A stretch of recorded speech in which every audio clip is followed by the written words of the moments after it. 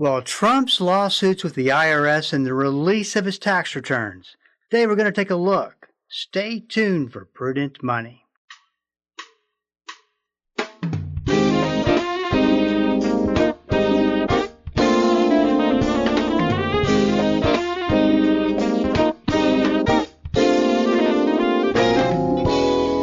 afternoon. This is Bob Brooks, and you are listening to the Prudent Money Radio Show. Thanks so much for joining me today. You know I do appreciate it. Well, Trump's battle with the IRS and the weaponization fund. What is the latest? IRS expert Dan Pilla is here to give us his take. Dan, welcome to Prudent Money. Well, thanks for having me, Bob. It's good to see you. It's always great talking to you. You know, I was reading your IRS and tax letter you write for your subscribers, and I would think that you probably never have a problem finding content.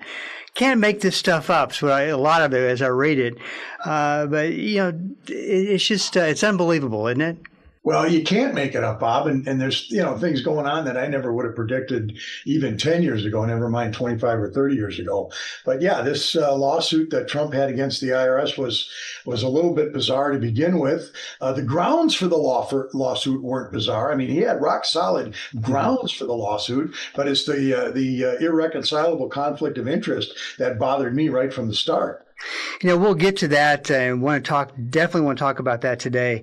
Before we do, I want to talk a little bit about Social Security, get your words and what you think about it. You know, we've been talking a lot about it because the recent trustees report that it looks like we're going to be about 2032 when we get to a point where we can't cover the Social Security benefit payment. And, every year it seems to come closer. And it was interesting. I came across an article that was talking about our national debt. It's, around 39 trillion. And it's funny, Dan, I used to watch it all the time. Yeah. And I looked at this article. It's 39 trillion. It was 38 just the other day, 37 before that. But, quickly accumulating. And then I started to look at the 88 trillion that we have in Social Security benefits that we owe. Right. And other money. Yeah, the so-called unfunded liabilities. these are the promises of future benefits, right, for which there's no current revenue to satisfy those benefits. So you look at the 88 trillion, you look at the 39 trillion, we really have 127 trillion. Cannot get my arms wrapped around that. If you think about 1 trillion is a million millions, it's really hard to believe. Yeah. What is your take on this? Well, you're exactly right. I mean, this is just so out of control that the numbers don't mean anything anymore. I remember back in the mid-1990s, and you and I were talking as far back, Bob, as the mid-1990s. Whether you like to admit it or not, that's how far back we go.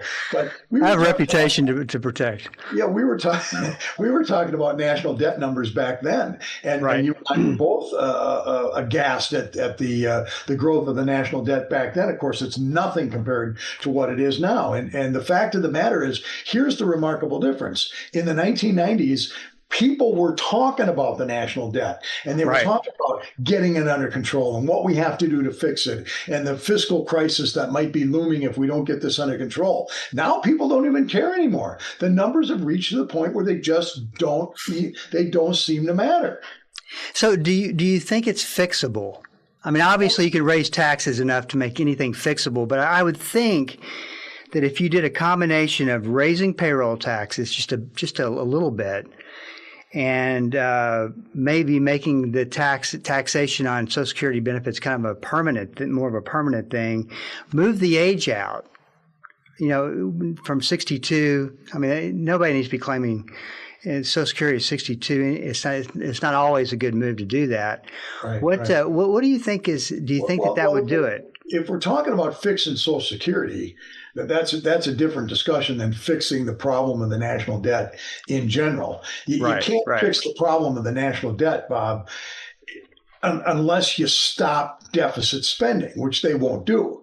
You know, in the 1990s, we were talking about deficits of $300 or $400 billion. Now we're talking about deficits of $1 to $2 trillion a year. So we're going exactly the wrong direction, and we're going the wrong direction at breakneck speed when it comes to the national debt in general. But if we're talking about Social Security, there's always these different things that are batted around about getting the Social Security under control. And you raised the first one that's always on the list, and that is raising payroll taxes. Well, I'm not sure you can keep raising payroll taxes, Bob. Mm-hmm. But here's the thing that they never talk about, and I believe this has to be the very first thing on the list, and that is we got to means test Social Security, Bob. So let's face facts. Social Security is a welfare program. It's not a savings and investment program. It is not. You don't have an account in Washington, D.C. with your name on it where you've got all this money saved up that you can take this cash and spend it on this and spend it on that. You got to live to the next month to get the money.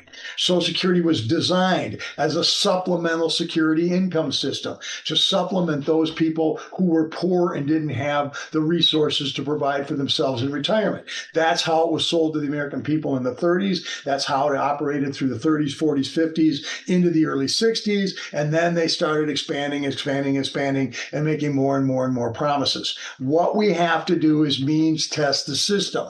If you've got income in excess of a certain amount, guess what? You don't get the welfare payment. It's just like aid to families with dependent children. You don't need the money, you don't get the money. So we have to face that fact. Now, here's the problem with selling that. Everybody believes that this is quote unquote my money because I paid in all these years.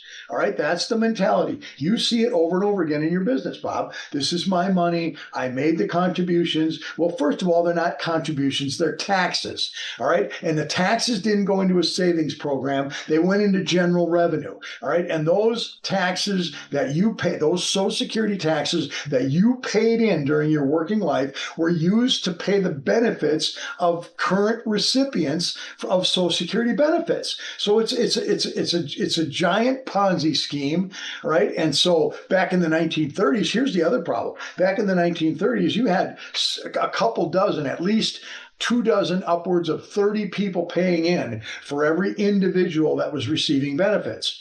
Today, Bob, there's fewer than 3 people paying in for every individual receiving benefits. So the demographics are completely turned around. People are living longer. People are promised more benefits,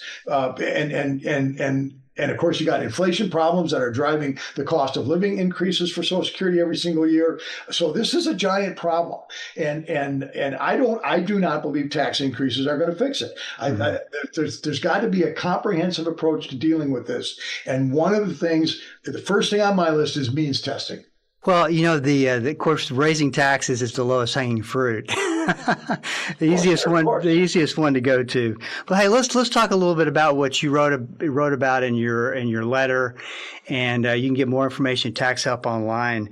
A little bit about the lawsuit of Trump against the IRS. Talk about Charles Littlejohn and how this complaint even came about. Yeah, and this alludes to, or this gets back to what I alluded to at the top of the program, and that is the grounds for the lawsuit by Trump and his sons and the Trump organizations against the Internal Revenue Service and the United States Department of Treasury were rock solid from a fact standpoint. All right, so let's start with this basic proposition, and that is every single taxpayer in America has an absolute right to privacy with respect to their tax information. I don't have a right to get your tax information. The IRS doesn't have a right to disclose your tax information to the public. All right, you are entitled to absolute privacy. We as taxpayers are asked to give up a great deal of private information about every aspect of our lives, right? And it's the government's responsibility to hold that information in the strictest confidence. And there are federal laws that prohibit unauthorized disclosure, and there are very, very specific federal laws that govern the circumstances under which somebody can get access to your private information. So that's the premise, right? Now, the second part of the project or the problem is that for for almost 2 decades, the IRS has been well aware of deficiencies and weaknesses in its security systems that would allow people to hack their systems. All right, so they knew about these problems. They knew there was vulnerabilities. They knew that people could get access to this stuff and go beyond the laws to do it. Right. So that's the factual background. Now enter Charles Littlejohn. Charles Littlejohn was an individual that worked with an outside contractor that was working with the IRS in its data systems. Charles Littlejohn went and got a job with that particular contractor specifically so he could hack the IRS's computers and even more particularly so he could hack the president's private information. Charles Littlejohn went to work for the IRS deliberately and intentionally to hack the president's data. And that's exactly what he did. He used the weaknesses in the system. He exploited the weaknesses in the system. He hacked the president's information. And not just the president, Bob, but a couple hundred other high-income individuals. And he hacked that information as well. So he took the information of hundreds of taxpayers. The president and his sons and their organizations are among them. And he brought that information and released it to the public. Charles Littlejohn was caught in the act. He was prosecuted. He was convicted, and he actually pled guilty to charges associated with unauthorized access to and authorized disclosure of confidential tax information. But it's Charles Littlejohn's actions that caused the president's information to be released to the public. So the president filed this lawsuit. Now, the lawsuit, again, is not spectacular because that factual background that I outlined, the fact that Charles Littlejohn did it deliberately, and, Bob, add to this the fact that there are statutes on the books that allow injured people to bring actions against the Treasury and the IRS for unauthorized disclosure. All right, so the background of the lawsuit is all rock solid. The problem is, go ahead. I'm sorry. The problem is, you got the president of the United States in his individual capacity, right? Donald Trump in his individual capacity brings a lawsuit against the Treasury Department and the IRS over which Donald Trump, the president, is responsible for their actions, right? So now this lawsuit is supposed to be defended by the Department of Justice. Donald Trump, the president, is responsible for directing the actions of the Department of Justice. All right, so how does Donald Trump in his individual capacity and Donald Trump in his capacity as president of the United States, they're essentially standing on both sides of the case, right? One is the plaintiff, one is the defendant. And now we have Donald Trump, the defendant, directing how his DOJ is going to settle cases against Donald Trump, the plaintiff. It's bizarre, Bob. The conflict of interest is so plain and so glaring that it's just bizarre. And of course, this was pointed out by the court in South Florida where the case was filed, United States District Court in South Florida, that this is just such a remarkable conflict of interest that we've got one person standing in the shoes of both the plaintiff and the defendant, and this can't be allowed to go forward. I can only just imagine you putting all this together and going, wait a minute, this is unbelievable. I mean, once again, from the files of you can't make this stuff up. So talk a little bit about the settlement and the role of, and this gets even better, of a judgment fund. Okay, so the court recognizes this conflict of interest, and she goes out and appoints 6 independent attorneys to answer the question of whether the court even has jurisdiction to hear a case like this. Again, not because of the foundational claims, they're rock solid, but because of this conflict of interest situation between the president, basically standing on both sides of the fence here. And so she appoints this committee of independent attorneys to ask this question, and they were supposed to file an answer with the court by May the 20th. Well, a couple days before that, Donald Trump, in his capacity as president of the United States, works with the Department of Justice to achieve a quote-unquote settlement so that they don't have to hear the issues that are raised by this 6-man team of attorneys. And the settlement was, okay, we'll dismiss the case, no money to the Trumps, not a dime. We get a letter of apology, But we get an anti-weaponization fund set up, and so out of the money of the Justice Department's judgment fund, there's already a judgment fund in the Department of Treasury that's paid out to people who sue the U.S. government and win cases, which happens, right? That money is paid out of that judgment fund. So the president says, okay, here's going to be the settlement. We're going to take basically 1.8 billion of those dollars already appropriated, and we're going to put it in this quote unquote anti-weaponization fund. And we're going to set up a 5-man commission for this fund. And they're going to determine whether anybody was victimized by the actions of Democrats during the Biden administration. And if people were victimized by actions of the legal actions of the Biden administration, through lawfare and through attacks and so on, then we would compensate them for it. And that was and oh, by the way, there was another provision of the settlement, and that is all of Trump's tax issues, to the extent that there are any. And of course, we've never known what any of his tax issues were, because right. Only the tax returns were disclosed. As far as I know, the president, in his individual capacity and his businesses, do not owe the United States government one dime. All right, I believe that's true.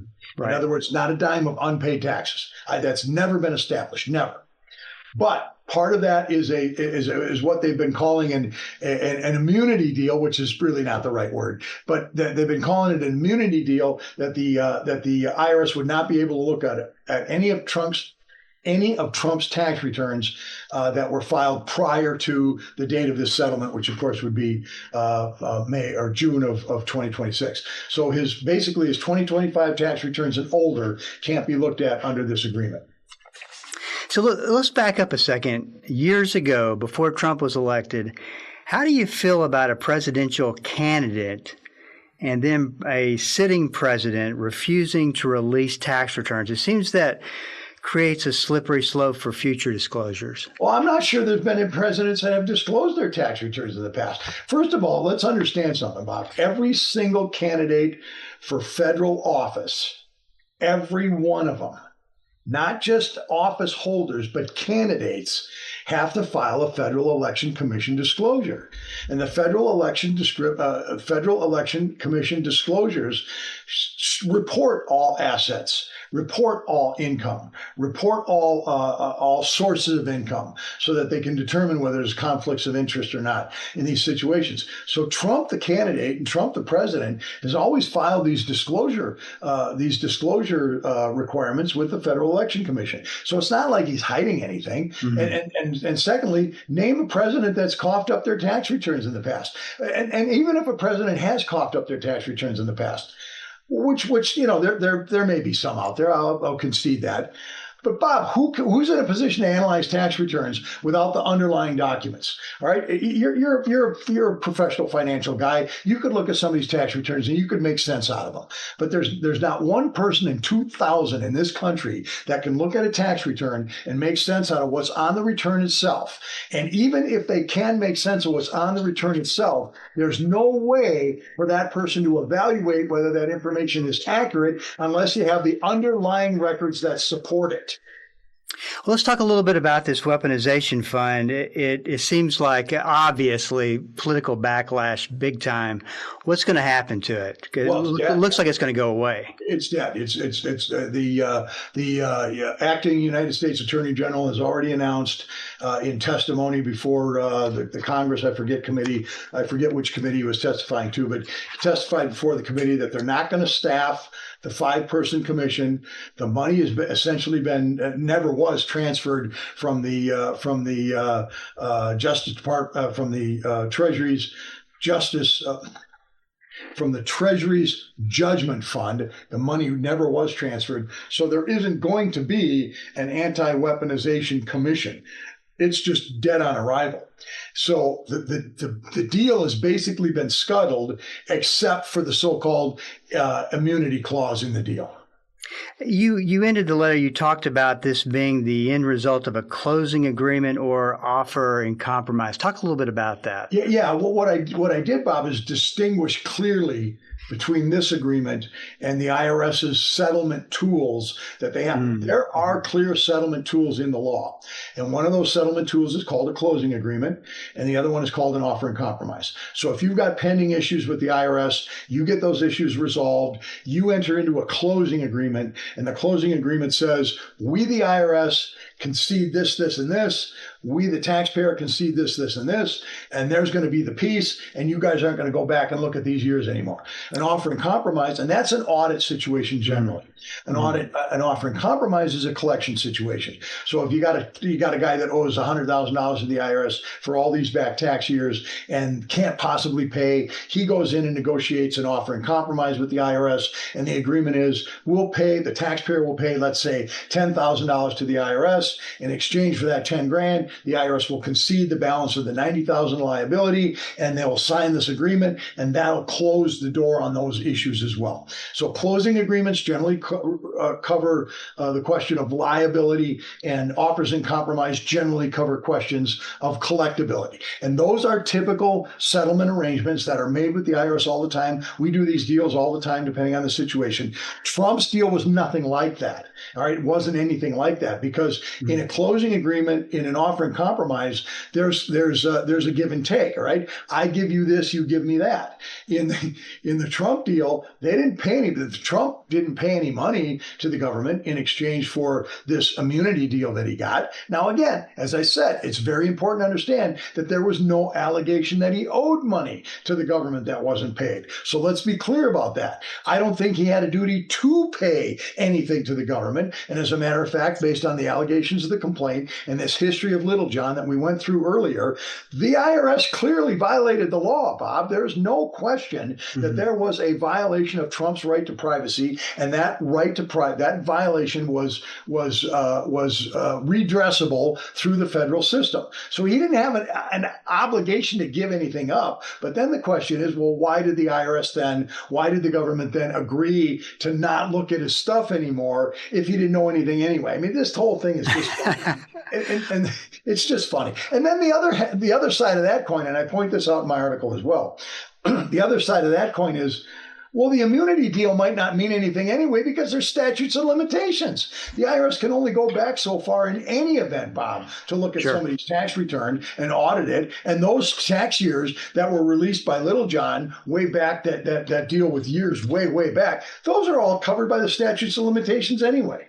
Unfortunately, we don't have time to get into this, but I want to read what you wrote at the very end of the letter. You talked about you were more interested in seeing how AOC went from being a broke New York bartender to worth $30 million in just 6 years. We don't have time, Dan. But let me just say this. That is based on Federal Election Commission reports, not her tax returns. Her tax returns were released. These are FEC reports, Bob.